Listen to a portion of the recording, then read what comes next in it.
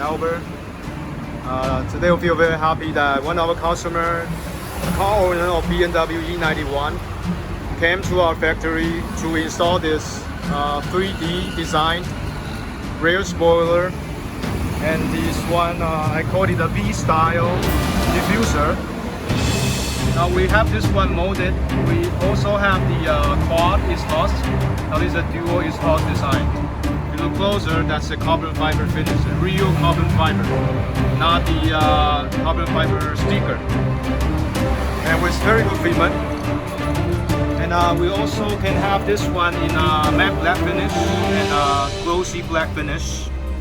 And I know lots of people out there, you are looking for the unpainted or the painted one. So here we are, and we can have it customized for you, and including if you want to adjust the width of this exhaust one. And also we have the rear bumper speaker, very good looking. Now if you're interested, let me know. I'm here for you.